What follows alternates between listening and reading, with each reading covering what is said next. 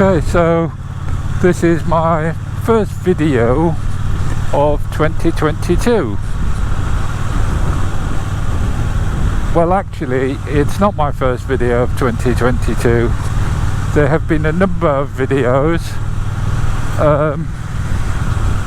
but unfortunately I've had some issues with a new Gopro 10 and setting up the microphones.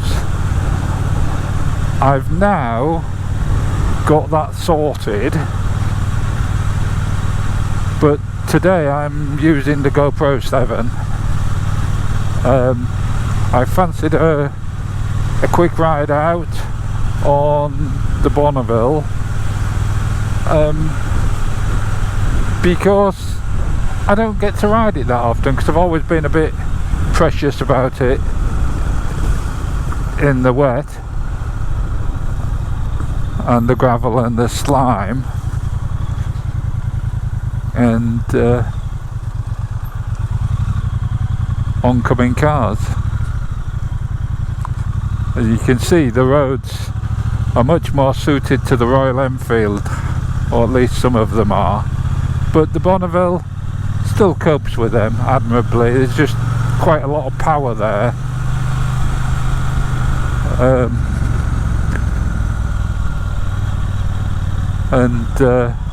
As a result,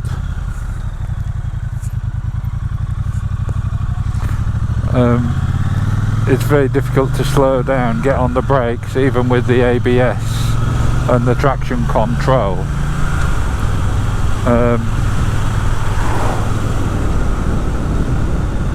But I do love my Bonneville.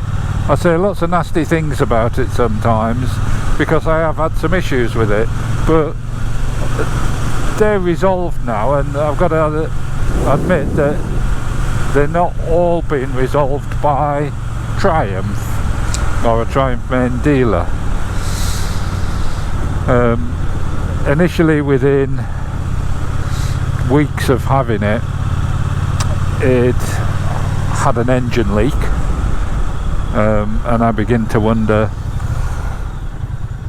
what the hell I'd done, believing this transition of Triumph into the new Triumph and not the old Triumph of old.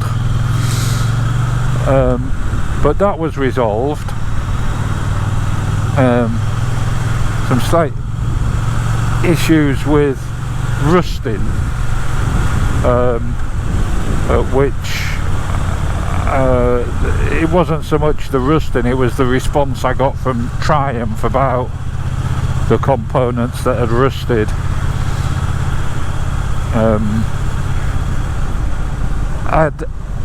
Since owning it, I'd had issues with it lurching. I had no revs sort of between 1500 and 2200, which made it very lumpy at low speeds and positively dangerous on corners. You could go into a roundabout, and if the speed you were at was the revs between 1500 and 2000, you got nothing or everything. And I did take it back to Triumph, and they supposedly reset the engine management, the ECU or whatever it is, but it came back and it wasn't really any better, and it just became pointless until I'd spoken to Orwell Motorcycles. I'd mentioned it whilst I was having a conversation there looking at other bikes, and they had another T120, a slightly older one, 2016, and they allowed me to do a back-to-back ride on both to see if it was me. And further than that, they also lent me one of their young men to do the same, to see, double check that I wasn't just imagining it. and they came back and they felt the same as me. Yes, it was different, but it was different, sorry. The T120, in fact, I think they still have it for sale. It's done 7,000 miles, a 2016, and it was so smooth in many ways, considering it was 3 or 4 years older than my Bonneville. It rode better. It done, it's done twice as many miles as mine, and it looks in, as new condition. Saying, well, would you like us to reset the ECU? And I said, well, yes, do you mind? And they said, no, not at all.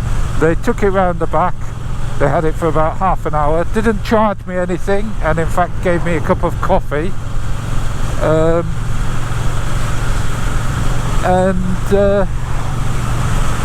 It's been perfect ever since. So, very grateful. But, despite all those issues, I've got to say the quality of the build of the Triumphs is second to none. It's, they are up there. You feel like you are riding one of the best built bikes in the world, and you probably are. This is Haughly, and there is or was once upon a time, a castle here. And what I shall do is just pop round here. This wasn't the purpose of my ride, but as I'm passing, thought I'd have a little look and park up just here. This is Haughly Castle. This is actually a moat. It goes all the way around, and I have walked round the other side, which you access from the road in the village, the other side of the church. You go through the graveyard, and the island in the middle, there used to be a castle. It's now just trees.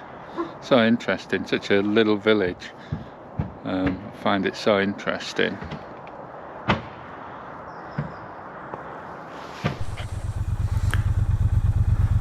So the one thing that irritates me is every time you turn the engine off, so if you stop for fuel or anything like that, you have to reset the rider mode. So at the moment it's in road, and I want it in rain because some of the roads are quite damp still. So you have to push it and then it will go. But if I turn it off, it will go back into road.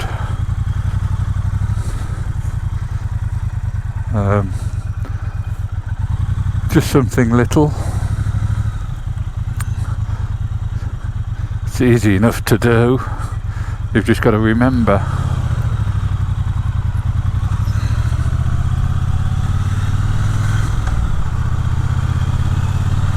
So there are some little irritations, but the build quality is just outstanding. The feeling you get from a motorbike is something that can't be put into numbers.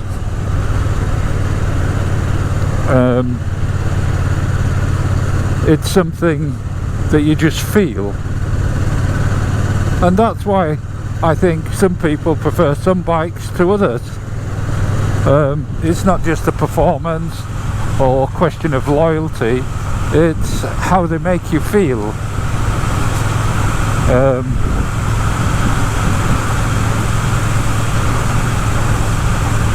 And there's no doubt about it, the Triumph makes you feel good.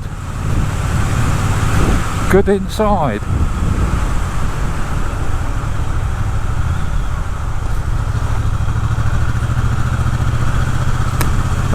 The sound, the exhaust note is good. I doubt you're picking it up on this mic because it's so far behind me.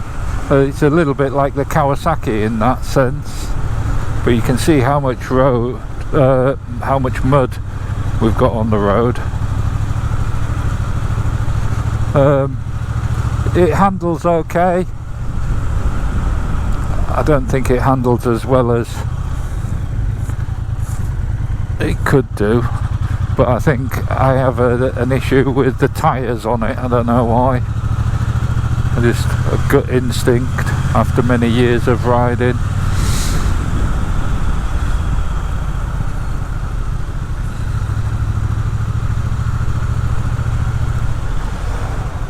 All the switchgear feels pretty good quality as well, which on some bikes it tends not to. And the clocks, I mean the dash is just lovely to look at, so traditional. I prefer this setup, the two clocks like this, than a digital dash. On the Tiger it serves a purpose.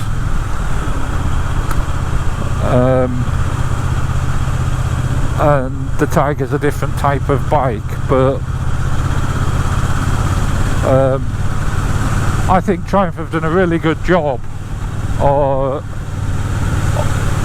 on making this look traditional and giving you enough technology there to keep it modern. The fuel gauge, the miles per gallon, etc, etc that you have. The heated grips, well, they're there. I never use them. I have used them just to see if they work, and they do work, and they make, in fact they get quite hot, but they don't warm your hands. They don't do anything for my thumbs or the backs of my hands when it's cold. But I mean, look at this. You know, exactly the point where prior to Orwell resetting the ECU, I would have been lurching like a don't know what.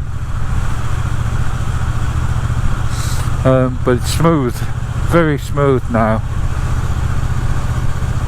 and I think it should have been like that from the start, and I don't know why Lings couldn't get it like this. And for me now, because of that, it's just made me complete, I think. This is a bike I find very hard to imagine ever selling. There are a lot of people complain about Triumph, but I think it is a customer care. I think people generally like their bikes, even with the mistakes. Mistakes is maybe the wrong word. Their faults.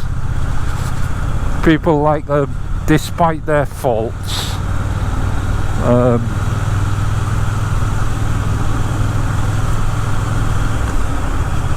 But you've just got to iron out those faults, I think. Stick with it. Go ahead, buy one if you've got the money. They're not cheap. And I have ridden an Interceptor. I think I did put a little video on of some of that, I believe. And I've got to say, they are a very nice bike for the price you pay.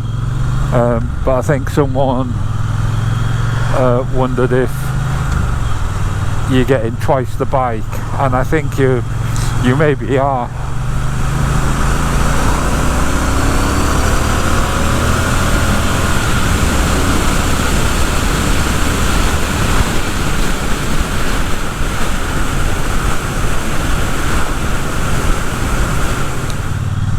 So the question is, would I have another Triumph? Absolutely. Absolutely. Yes, I'd have a Thruxton. Yes, I'd have a new Tiger. I'd definitely want to try the new Tiger. I have ridden the Thruxton RS. Love it to bits. Again, some issues. I'm sure the headlamp was moving when I rode the Thruxton. Bending in the wind, it was doing that. I was going quite quickly, so it might have been that. I wouldn't mind test riding a Tiger 660, just out of curiosity, because I did try the Trident. I wasn't enamoured with it. Very good bike, but just boring is how I would describe it. I'm sure if you thrash the pants off it,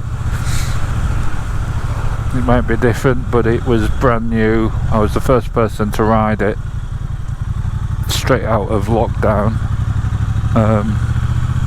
and so I didn't, and maybe that was the problem.